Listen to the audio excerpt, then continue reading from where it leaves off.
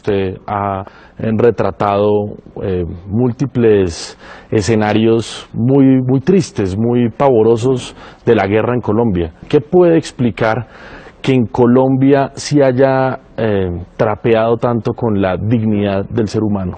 Yo creo que eso se lo debemos a la mezquindad con la que la clase política de Colombia ha tratado a su gente, y especialmente a la gente de las regiones y a los campesinos, porque este es un país que todo lo ha estratificado.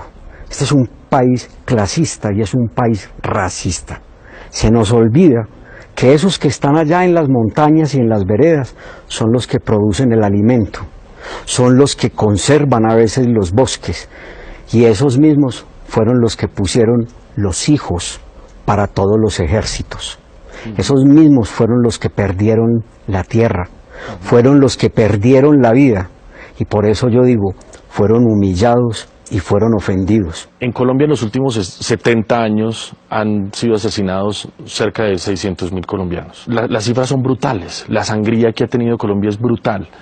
¿Por qué, a pesar de semejantes ríos de sangre, Colombia ha sido un país más bien anestesiado y no ha sentido los rigores de tanta violencia? Es que los que ponen los muertos, te decía, ahora son las mismas personas. Es que si los hijos de Santos van al ejército, se vuelven portada de revistas, porque son muchachos que lucen muy bien.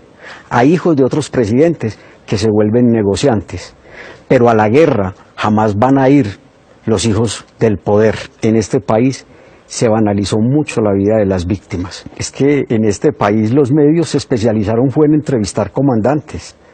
Comandantes del ejército, comandantes de guerrilla, después comandantes del paramilitarismo, alcaldes y gobernadores. Y mientras tanto, la gente huyendo a través de las montañas, atravesando ríos, las víctimas desoídas. Las víctimas, atravesando ríos, cargando en sus brazos no solamente sus hijos, sino a veces un mico, un cerdo, una gallina. La guerra no tiene rostro de mujer, la guerra no tiene el rostro de esos niños y niñas que huyeron, de esos que resistieron, y es a esos a los que yo aprendí a enfocar, a ver con mi ojo, a ver con mi corazón. Y esas fotografías mías son para decir, aquí hay un testimonio, yo vi, yo registré o yo documenté, yo estoy contando una historia. Después no digan que no supieron. ¿Cómo hacemos para reconciliarnos en un país tan, primero lacerado por múltiples actores, pero además por una dirigencia política que se ha acostumbrado a atizar esos odios? Este es un país mayoritariamente católico. Soldados, policías, guerrilleros, paramilitares y los muchachos de las bandas, todos utilizan símbolos religiosos.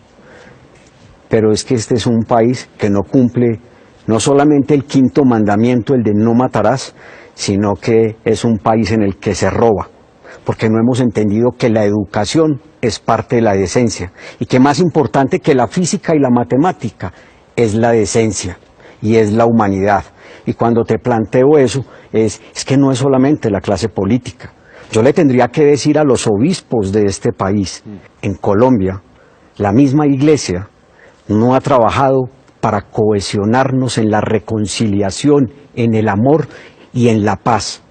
Estos días en la exposición fotográfica, una persona con mucha formación entró y empezó a mirar la exposición y se quedó perplejo, y le dijeron que yo era el fotógrafo, y se acerca y me dice, dígame, ¿todo esto es en Colombia o esto es de otros países en guerra?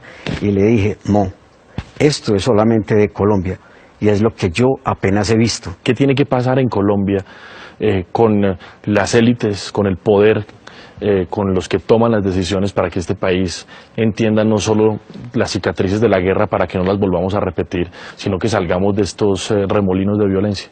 Difícil uno con una clase, a veces con muchas personas de esa clase dirigente tan acomodada a ganarse la vida sentada y a robarse el presupuesto. A los que no hay que meter a la cárcel, yo los colocaría a prestar un año de servicio social en las comunidades más apartadas de Colombia, a que vayan a sembrar la tierra y entiendan lo que es producir plátano, maíz o yuca en regiones apartadas, a que entiendan lo que es tener un hijo enfermo y no tener un lugar de salud donde los puedan atender. De una forma digna. Sí, de una forma digna, exactamente.